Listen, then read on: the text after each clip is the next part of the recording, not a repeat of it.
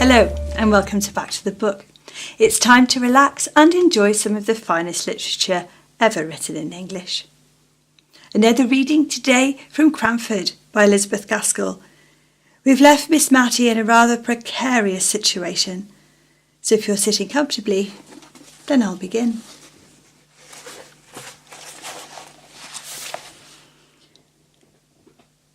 While I was giving but absent answers to the questions Miss Mattie was putting, almost as absently, we heard a clumping sound on the stairs and a whispering outside the door, which indeed once opened and shut as if by some invisible agency. After a little while, Martha came in, dragging after her a great tall young man, all crimson with shyness, and finding his only relief in perpetually sleeking down his hair. "Please, ma'am, it's only Jem Hearn," said Martha, by way of an introduction, and so out of breath was she that I imagined she had some bodily struggle before she could overcome his reluctance to be presented on the courtly scene of Miss Matilda Jenkins' drawing-room. "And please, ma'am, he wants to marry me offhand. And please, ma'am, we want to take a lodger, just one quiet lodger to make our two ends meet, and we take any house comfortable. And oh dear, Miss Mattie, if I may be so bold, would you have any objections to lodging with us? Jem wants it as much as I do." To Jem, "You great oaf, why can't you back me? But he does want it all the same, very bad, don't you, Jem? Only you see, he's dazed at being called on to speak before quality." "It's not that," broke in Jem. "It's that you've taken me all on a sudden, and I didn't think for to get married so soon, and such quick work does flabbergast a man, and it's not that I'm against it, ma'am," addressing Miss Mattie, "only Martha has such quick ways with her that once she takes a thing into her head, and marriage nails a man, as one may say. I dare say I shan't mind it after once it's over." "Please, ma'am," said Martha, who had plucked at his sleeve and nudged him with her elbow and otherwise tried to interrupt him all the time he had been speaking. "Don't mind him. He'll come too. 'Twas only last night he was asking me and all the more because I said I could not think of it for years to come. And now he's only taken aback with the suddenness of the joy. But you know, Jem, you're just as full as me about wanting a lodger." Another great nudge. Aye, if Miss Mattie could lodge with us, otherwise I'd no mind to be cumbered with strange folk in the house," said Jem, with a want of tact which I could see enraged Martha, who was trying to represent a lodger as the great object they wished to obtain, and that in fact Miss Mattie would be smoothing their path and conferring a favour if she would only come and live with them. Miss Mattie herself was bewildered by the pair. Their, or rather Martha's, sudden resolution in favour of matrimony staggered her, and stood between her and the contemplation of the plan which Martha had at heart. Miss Mattie began, "Marriage is a very solemn thing, Martha." "It is indeed, ma'am," quoth Jem. "Not that I've no objection to Martha." "You never let me be for asking me for to fix when I would be married," said Martha, her face all afire and ready to cry with vexation. "And now you're shaming me before my missus and all." "Nay, now, Martha, don't he? Only a man likes to have breathing time," said Jem, trying to possess himself of her hand, but in vain. Then, seeing that she was more seriously hurt than he had imagined, he seemed to try to rally his scattered faculties, and with more straightforward dignity than 10 minutes before I should have thought it possible for him to assume, he turned to Miss Mattie and said, "I hope, ma'am, you know that I am bound to respect everyone who has been kind to Martha. I always looked on her as to be my wife sometime, and she has often and often spoken of you as the kindest lady that ever was, and though the plain truth is I would not like to be troubled by lodgers of the common run, yet if, ma'am, you'd honour us by living with us, I am sure Martha would do her best to make you comfortable, and I'd keep out of your way as much as I could, which I reckon would be the best kindness such an awkward chap as me could do." Miss Mattie had been very busy with taking off her spectacles, wiping them and replacing them, but all she could say was, "Don't let any thought of me hurry you into marriage. Pray don't. Marriage is such a very solemn thing." "But Miss Matilda will think of your plan, Martha," said I, struck with the advantages that it offered, and unwilling to lose the opportunity of considering about it. "And I'm sure neither she nor I can ever forget your kindness, nor yours either, Jem." "Why, yes, ma'am, I'm sure I meant kindly, though I'm a bit flustered at being pushed straight ahead into matrimony, as it were, and mayn't express myself comfortable, but I'm sure I'm willing enough, and given me time to get accustomed. So, Martha, wench, what's the use of crying so and slapping me if I come near?" This last was sotto voce, and had the effect of making Martha bounce out of the room, to be followed and soothed by her lover. Whereupon Miss Mattie sat down and cried very heartily, and accounted for it by saying that the thought of Martha being married so soon gave her quite a shock, and that she should never forgive herself if she thought she was hurrying the poor creature. I think my pity was more for Jem of the two, but both Miss Mattie and I appreciated to the full the kindness of the honest couple, though we said little about this, and a good deal about the chances and dangers of matrimony. The next morning, very early, I received a note from Miss Pole, so mysteriously wrapped up and with so many seals on it to secure secrecy, that I had to tear the paper before I could unfold it. And when I came to the writing, I could hardly understand the meaning, it was so involved and oracular. I made out, however, that I was to go to Miss Pole's at 11 o'clock, the number 11 being written in full length as well as in numerals, and AM twice dashed under, as if I were very likely to come at 11 at night, when all Cranford was usually abed and asleep by 10. There was no signature except Miss Pole's initials, reversed, P.E., but as Martha had given me the note with "Miss Pole's kind regards," it needed no wisdom to find who sent it, for if the writer's name was to be kept secret, it was very well that I was alone when Martha delivered it. I went, as requested, to Miss Pole's. The door was opened to me by her little maid, Lizzie, in Sunday trim, as if some grand event was impending over this workday, and the drawing-room upstairs was arranged in accordance with this idea. The table was set out, with the best green cardcloth and writing materials upon it. On the little chiffonier was a tray with a newly decanted bottle of cowslip wine and some ladies' finger biscuits. Miss Pole herself was in solemn array, as if to receive visitors, although it was only 11 o'clock. Mrs. Forrester was there, crying quietly and sadly, and my arrival seemed only to call forth fresh tears. Before we had finished our greetings, performed with a lugubrious mystery of demeanour, there was another rat-a-tat, and Mrs. Fitzadam appeared, crimson with walking and excitement. It seemed as if this was all the company expected, for now Miss Pole made several demonstrations of being about to open the business of the meeting by stirring the fire, opening and shutting the door, and coughing and blowing her nose. Then she arranged us all round the table, taking care to place me opposite to her, and last of all she inquired of me if the sad report was true, as she feared it was, that Miss Mattie had lost all her fortune. Of course, I had but one answer to make, and I never saw more unaffected sorrow depicted on any countenances than I did there on the three before me. "I wish Mrs. Jameson was here," said Mrs. Forrester at last. But to judge from Mrs. Fitzadam's face, she could not second the wish. "But without Mrs. Jameson," said Miss Pole, with just a sound of offended merit in her voice, "we, the ladies of Cranford, in my drawing-room assembled, can resolve upon something. I imagine we are none of us what may be called rich, though we all possess a genteel competency, sufficient for tastes that are elegant and refined, and would not, if they could, be vulgarly ostentatious." Here I observed Miss Pole refer to a small card concealed in her hand, on which I imagined she had put down a few notes.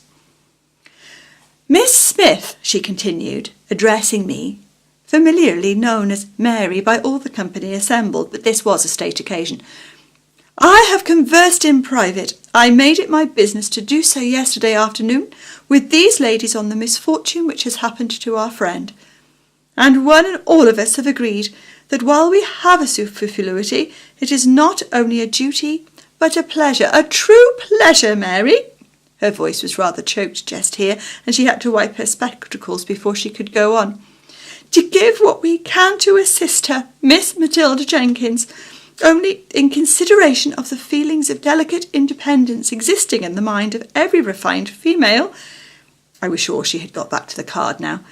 "We wish to contribute our mites in a secret and concealed manner so as not to hurt the feelings I have referred to, and our object in requesting you to meet us this morning is that, believing you are the daughter, that your father is, in fact, her confidential adviser in all pecuniary matters, we imagine that, by consulting with him, you might devise some mode in which our contribution could be made to appear the legal due which Miss Matilda Jenkins ought to receive from...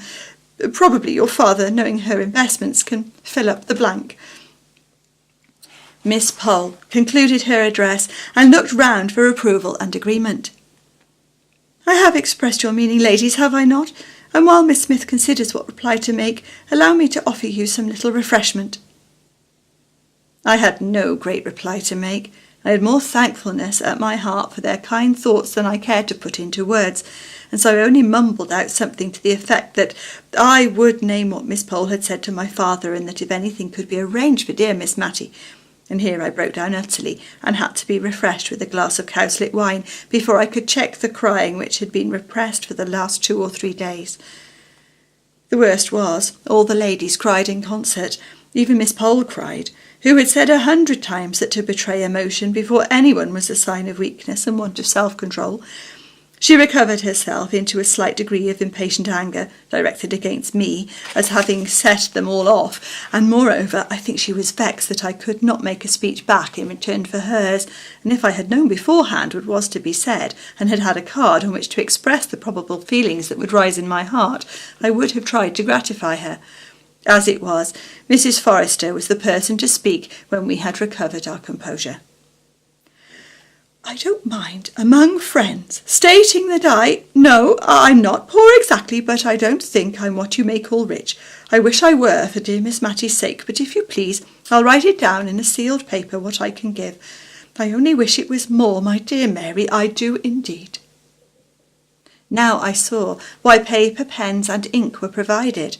Every lady wrote down the sum she could give annually, signed the paper, and sealed it mysteriously.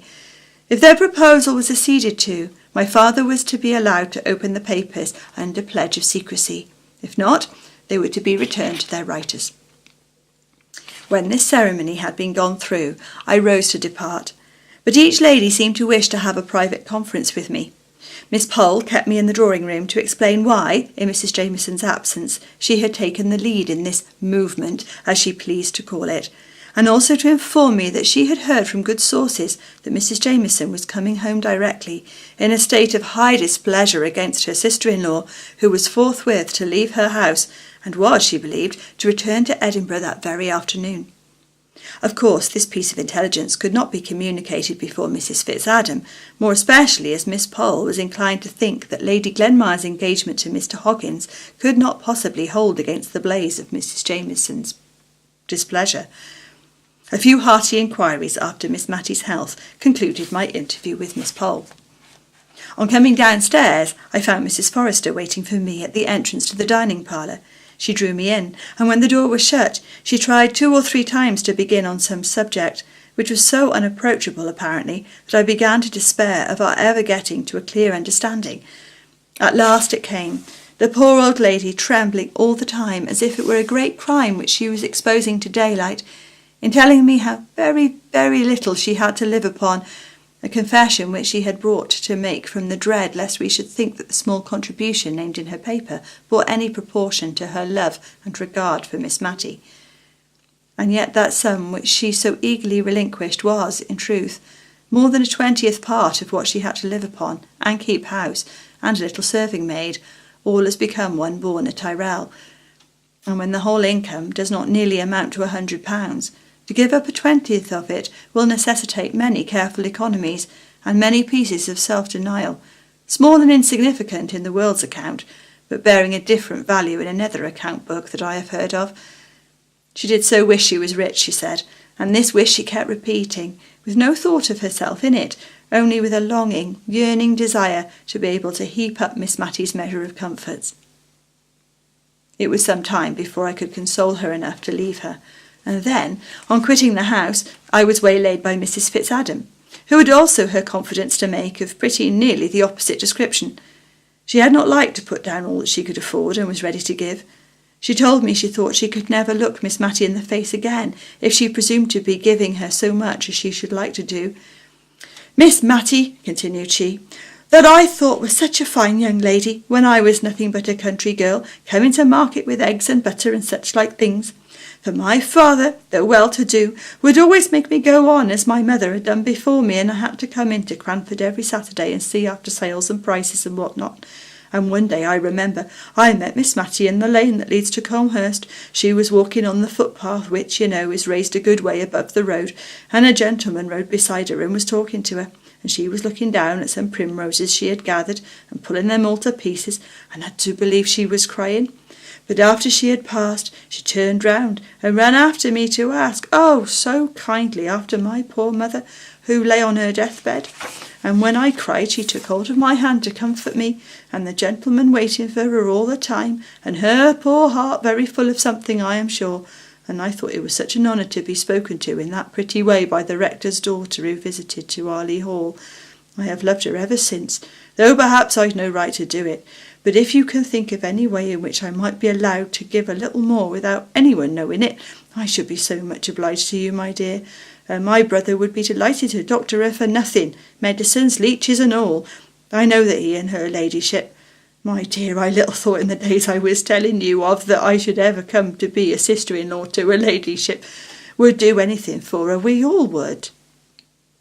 I told her I was quite sure of it, and promised all sorts of things, in my anxiety to get home to Miss Mattie, who might well be wondering what had become of me, absent from her 2 hours without being able to account for it. She had taken very little note of time, however, as she had been occupied in numberless little arrangements preparatory to the great step of giving up her house. It was evidently a relief to her to be doing something in the way of retrenchment, for she said, whenever she paused to think, the recollection of the poor fellow with his bad £5 note came over her, and she felt quite dishonest. Only if it made her so uncomfortable, what must it not be doing to the directors of the bank, who must know so much more of misery consequent upon this failure? She almost made me angry by dividing her sympathy between these directors, whom she imagined overwhelmed by self-reproach for the mismanagement of other people's affairs, and those who were suffering like her. Indeed, of the two, she seemed to think poverty a lighter burden than self-reproach, but I privately doubted if the directors would agree with her. Old hoards were taken out and examined as to their money value, which luckily was small, or else I don't know how Miss Mattie would have prevailed upon herself to part with such things as her mother's wedding ring, the strange uncouth brooch which her father had disfigured his shirt frill. However, we arranged things a little in order as to their pecuniary estimation, and were all ready for my father when he came the next morning. I am not going to weary you with the details of all the business we went through, and one reason for not telling about them is that I did not understand what we were doing at the time, and cannot recollect it now. Miss Mattie and I sat assenting to accounts and schemes and reports and documents, of which I do not believe we either of us understood a word, for my father was clear-headed and decisive, and a capital man of business, and if we made the slightest inquiry, or expressed the slightest want of comprehension, he had a sharp way of saying, "Eh? It's as clear as daylight. What's your objection?" And as we had not comprehended anything of what he had proposed, we found it rather difficult to shape our objections. In fact, we never were sure if we had any. So, presently, Miss Mattie got into a nervously acquiescent state, and said, "Yes," and "Certainly," at every pause, whether required or not. But when I once joined in a chorus to a decidedly pronounced by Miss Mattie in a tremblingly dubious tone, my father fired round at me and asked, "What there was to decide?" And I am sure to this day I have never known. But in justice to him, I must say he had come over from Drumble to help Miss Mattie when he could ill spare the time, and when his own affairs were in a very anxious state. While Miss Mattie was out of the room, giving orders for luncheon, and sadly perplexed between her desire of honouring my father by a delicate dainty meal, and her conviction that she had no right, now that all her money was gone, to indulge this desire, I told him of the meeting of Cranford ladies at Miss Pole's the day before. He kept brushing his hand before his eyes as I spoke, and when I went back to Martha's offer the evening before of receiving Miss Mattie as a lodger, he fairly walked away from me to the window and began drumming his fingers upon it. Then he turned abruptly round and said, "See, Mary, how a good innocent life makes friends all round. Confound it, I could make a good lesson out of it if I were a parson, but as it is, I can't get a tail to my sentences. Only I'm sure you feel what I want to say. You and I will have a walk after lunch and talk a bit more about those plans." The lunch, a hot savoury mutton chop, and a little of the cold lion, sliced and fried, was now brought in. Every morsel of this last dish was finished, to Martha's great gratification. Then my father bluntly told Miss Mattie he wanted to talk to me alone, and that we would stroll out and see some of the old places, and then I could tell her what plan we thought desirable. Just before we went out, she called me back and said, "Remember, dear, I'm the only one left. I mean, there's no one to be hurt by what I do. I'm willing to do anything that's right and honest, and I don't think, if Deborah knows where she is, she'll care so very much if I'm not genteel, because, you see, she'll know all, dear. Only let me sell what I can and pay the poor people as far as I'm able." I gave her a hearty kiss and ran after my father. The result of our conversation was this. If all parties were agreeable, Martha and Jem were to be married with as little delay as possible, and they were to live on in Miss Mattie's present abode, the sum which the Cranford ladies had agreed to contribute annually being sufficient to meet the greater part of the rent, and leaving Martha free to appropriate what Miss Mattie should pay for her lodgings to any little extra comforts required. About the sale, my father was dubious at first. He said the old rectory furniture, however carefully used and reverently treated, would fetch very little, and that little would be but as a drop in the sea of the debts of the town and county bank. But when I represented how Miss Mattie's tender conscience would be soothed by feeling that she had done what she could, he gave way, especially after I told him the £5 note adventure, and he had scolded me well for allowing it. I then alluded to my idea that she might add to her small income by selling tea, and to my surprise, for I had nearly given up the plan, my father grasped at it with all the energy of a tradesman. I think he reckoned his chickens before they were hatched, for he immediately ran at the profits of the sales that she could effect in Cranford to more than £20 a year. The small dining parlour was to be converted into a shop, without any of its degrading characteristics. A table was to be the counter, one window was to be retained unaltered, and the other changed into a glass door. I evidently rose in his estimation for having made this bright suggestion. I only hoped we should not both fall in Miss Mattie's. But she was patient and content with all our arrangements. She knew, she said, that we should do the best we could for her, and she only stipulated that she should pay every farthing that she could be said to owe for her father's sake, who had been so respected in Cranford. My father and I had agreed to say as little as possible about the bank, indeed never to mention it again if it could be helped. Some of the plans were evidently a little perplexing to her, for she had seen me sufficiently snubbed in the morning for want of comprehension to venture on too many inquiries now, and all passed over well, with a hope on her part that no one would be hurried into marriage on her account. When we came to the proposal that she should sell tea, I could see it was rather a shock to her, not on account of any personal loss of gentility involved, but only because she distrusted her own powers of action in a new line of life, and would timidly have preferred a little more privation to any exertion for which she feared she was unfitted. However, when she saw my father was bent upon it, she sighed and said she would try, and if she did not do well, of course she might give it up.